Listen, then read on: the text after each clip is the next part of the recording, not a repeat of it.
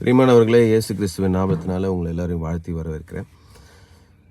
கிறிஸ்துவ மக்கள் உலகம் எங்கும் இருக்கிற தமிழ் கிறிஸ்துவ மக்களுக்கு வாழ்த்துதல். நமக்கு ஏதாவது ஒரு சம்பவம் நடந்து அதில் நம்ம குடும்பத்திலையோ சரி, இல்லை சபையிலையோ சரி, இல்லை நாட்டிலையோ சரி, பிளவுபடுத்துகிற ஏதாவது ஒரு காரியம் வந்தால் இம்மீடியட்டாக நம்ம புரிஞ்சுக்கணும். இது பிசாசுடைய செயல், இந்த இடத்துல பிளவுபடுறது அவசியம் இல்லை அப்படின்னு நாம் புரிஞ்சிக்க வேண்டியது ரொம்ப அவசியமாக இருக்கிறது. And it is very important, முக்கியமாக இருக்குது. என்ன, பிளவுபடவே கூடாது. கிறிஸ்துவர்கள் பிளவுபடவே கூடாது. கிறிஸ்துவ குடும்பங்கள் பிளவுபடவே கூடாது. ஸோ முக்கியமாக அறிவு என்ற ஒரு விஷயம் என்ன பண்ணுன்னா பிளவுபட வைக்கும்.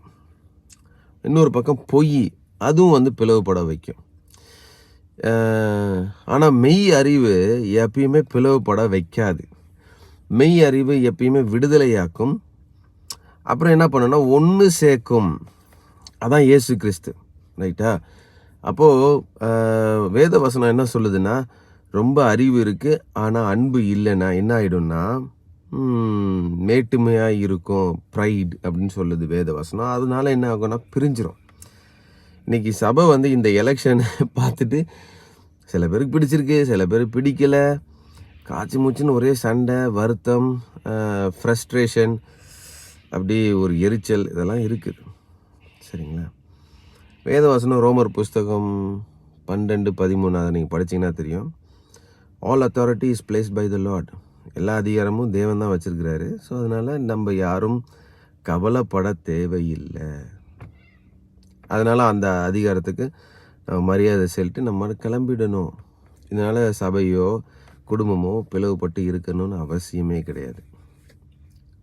அதனால் கிறிஸ்டியன்ஸ் தயவுசெய்து இதை பார்க்குறவங்க கேட்குறவங்க எல்லாருக்கும் பகிருங்க. லைக் என்னென்னா, நம்ம we have to move on. நம்ம ஐடென்டிட்டி என்ன, நம்ம ஆதாரம் என்ன? நம்ம இயேசுவின் பிள்ளைகள்.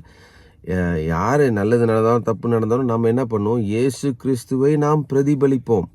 இயேசு கிறிஸ்துவின் அன்பை நம்ம பிரதிபலிக்கணும். இயேசு கிறிஸ்துவின் ஒளியை நம்ம பிரதிபலிக்கணும். அதுதான் இந்த உலகத்துக்கு தேவை. அவங்க அதை தான் நம்மகிட்ட எதிர்பார்க்குறாங்க. நம்ம எல்லார்கிட்டையுமே அன்பாக இருக்கும். நம்மளை அடித்தாலும் சரி, உதைச்சாலும் சரி, நம்ம அன்பாக, நேசமாக, பரிவாக இப்படி இருக்கணும், பாசமாக இருக்கணும், இல்லையா? அப்படி தான் உலகத்தில் இருக்கவங்களுக்கெல்லாம் தெரியும் நாம் இயேசு கிறிஸ்துவை பின்பற்றுகிறோம் என்று. காட்